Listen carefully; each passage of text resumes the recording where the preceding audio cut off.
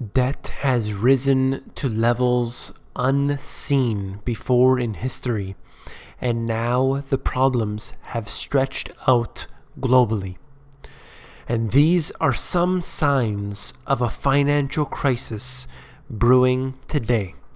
You came here for the truth, so let me unveil that for you. One of the biggest problems that we are experiencing today in most countries around the world is debt. Now, debt is the system of control of the bankers, and they use this system to bind us to them, to make us dependent. Well, let's get into this information today, and perhaps we can suggest what the solution is. Look at Apple's stock right here. Now, of course, being the biggest company in the world at this moment, we know that Apple is obviously considered to be an unshakable stock. But right here, it has been subject to some downfalls over this day of trading here. Now, of course, this is just a short period of time over a large rise in the stock. I just wanted to note here showing you that anything can happen. There are up days and down days for any stock, for any commodity, and these are all part of larger and larger cycles that continue to repeat themselves. If you want to know about cycles, definitely the best book to read is At the Crest of the Tidal Wave, and that is by Robert Prechter. Good book right there for you. Now, one of the interesting dilemmas that we have today is similar to what has occurred in the past leading up to the housing bust.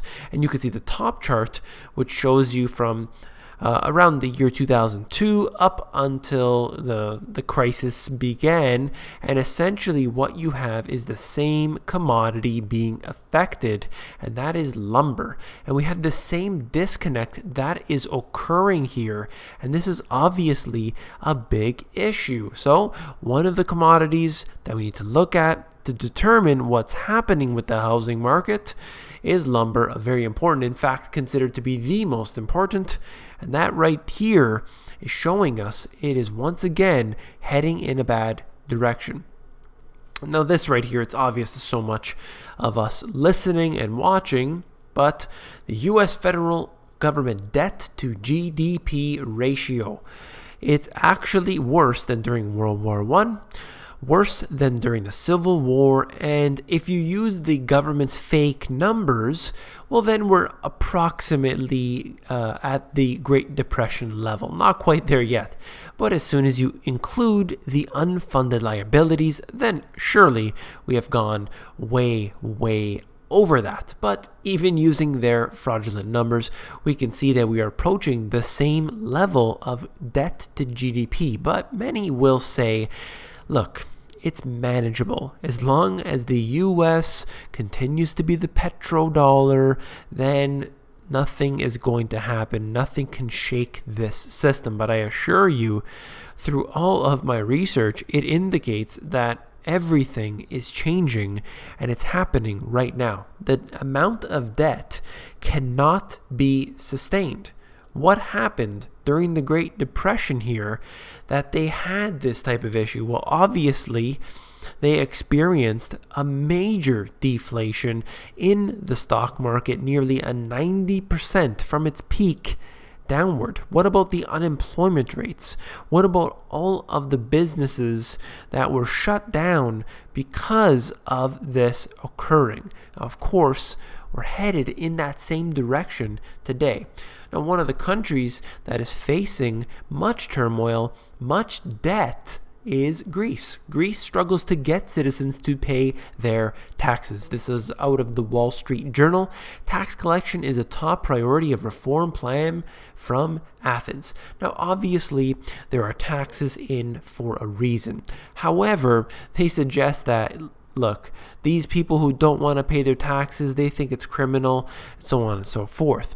You shouldn't have to really pay much taxes at all. In fact, if you look at the US as an example, the income tax put in as a temporary measure, as it was in most countries, put in as a temporary measure, and lo and behold, still there long after their promise, because that's just the way it is. The more taxes they take in, the more taxes they have to take. Quite the paradox. So this right here is simply what we are looking at is more taxation. Yes, people need to pay their taxes that they are legally binded to pay. That's pretty obvious. You can't get away from that in most cases. But when you have increased taxation, whether that's Obamacare, whether that's whatever sort of phony tax that they conjure up, you can't just continue to think that you can make people pay more and that is actually going to bring in more money. When in fact, if you just reduce the taxes, then that would give more people to spend money on the economy. Let's go into what I wrote about in my book, Taxing Our Way into Poverty.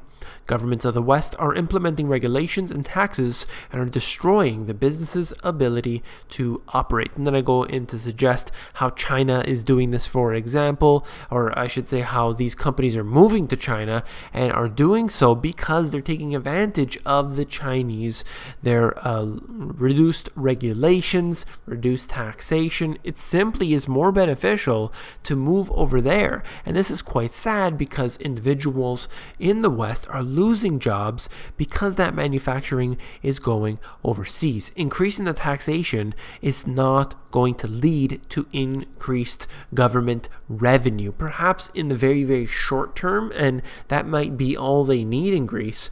But in the long term, this doesn't work. It absolutely doesn't work, especially when the big bankers don't have to pay anything, when the big corporations like GE don't have to pay anything. This is right here talking about Greece again, and they're talking about essentially what Greece is struggling with right now with their debt. But let's go into this. The extension of the 240 billion rescue package until the end of June staves off the need for controls, that's capital controls, to stem the flight of money from the country that in a worst case could have signaled Greece's expulsion from the Europe's currency block. So right there, they're basically saying, if you don't pay up, you're going to be kicked out. Now, obviously, they have these rules in place for a reason, because people need to pay in to this system that they've set up. I don't agree with the euro as a whole, but that's just the way it is for the time being. Now, they've also been given an extension here where they are still being drilled consistently on to pay up, pay up. Germany is basically saying to them, you better pay up or we're not giving out any more money. If you don't put these reforms into place, we're not giving you any more money. And that's the way this goes. So we'll have to keep an eye on it right here. Now, speaking of Germany, I wanted to note this out of the New York Times. Germany sells 5-year debt at a negative yield. Can you believe this? That they're actually selling to the public and they're buying it at a negative yield. That means you give them money knowing you're going to get less back. Wow, this world has certainly changed. The government notes set to mature in April 2020 with an average yield of minus 0.08%. I can't believe I'm reading this, that investors, hedge fund companies, and all these other companies and countries are deciding to buy up the debt of this country here at a negative yield. That's how desperate they are. That's how concerned they are about the crisis that we are currently in. Now, I said at the beginning, it's brewing. Well, the worst of it is brewing, but we're already in it today, and that is for certain. Now, look at this right here. I'm noting gold as an example, but it goes with anything. This is spot gold priced in the Ukrainian currency. Now look how dramatic this rise has become in such a short period of time. They're experiencing a hyperinflation right now. There's much turmoil going on in there. We see what's happening with Russia, with NATO on the other side. We can see them trying to be split up in the wars and everything that's taking place. A lot of much of the information being shielded. We don't know exactly what's going on, but we do know how it is affecting the individual, and that is hyperinflation. But when you price it in gold, look how different the situation becomes. So if you were an owner of precious metals, in this case gold, you would be doing extremely well in relation to those holding currency. Of course, if you try to get your money, it might be a little bit of a challenge.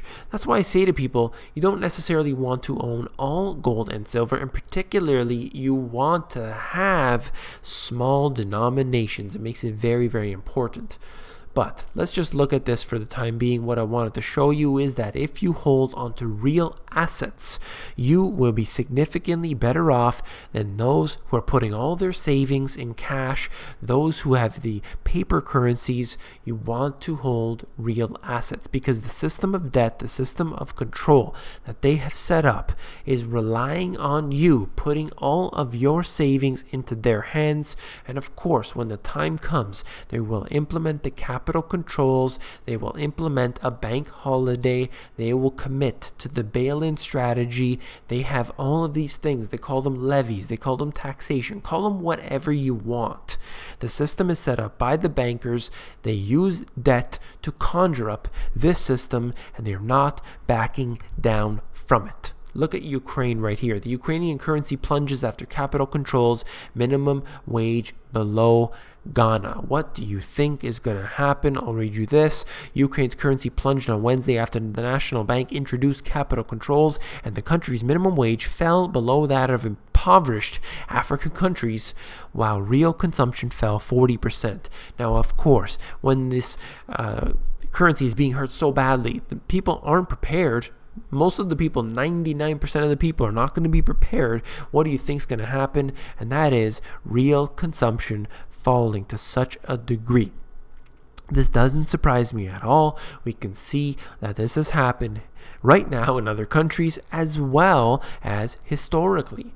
Pretty amazing to see that. Now, this right here was an easy prediction that I made just a few videos ago, and that is Obama vetoes the Keystone XL pipeline, and that was pretty obvious. This is out of Reuters. You can read the article for yourself, but the point is made right in the title, is that Congress had passed this Keystone pipeline, and they said that Obama would, of course, have to veto it, and here he is, right here. It doesn't take a crystal ball, it doesn't take a soothsayer, it doesn't take any sort of magic potion to be able to read the future when it is this easy.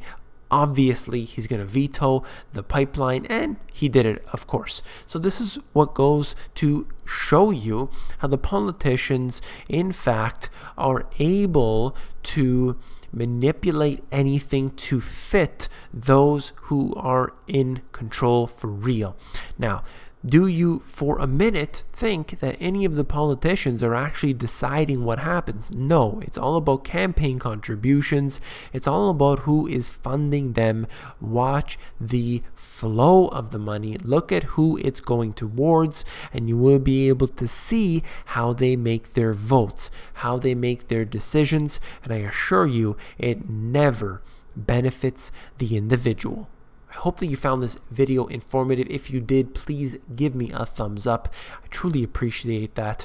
And I just wanted to note to you that I have officially replied to almost every single email. There has been a few more in my inbox. I emailed back every single one of those on the insiders, went over to the david@themoneygps.com email, and I only have a handful of those left in there. I'm trying to get back to you all. Thank you very much for those emails. I try to keep them concise, but I also would like to give you as much detail as I can. But I'm also, just to let you know, I do reply to a lot of the same questions that I get through my email in these videos. So if you hear me repeating stuff occasionally, that's because often I get a lot of the same questions, and that is, obviously people are getting into this. This is their first video perhaps that they've seen on this type of topic. Perhaps they're new at this, so of course they're going to have questions. So I'd like to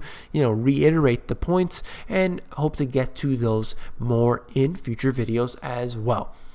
So don't forget to become an insider, because that's where I give out all my best intel for free. That is available at themoneygps.com. You just scroll down to the bottom, fill in your email address, and you get occasional emails from me with good, short, concise info.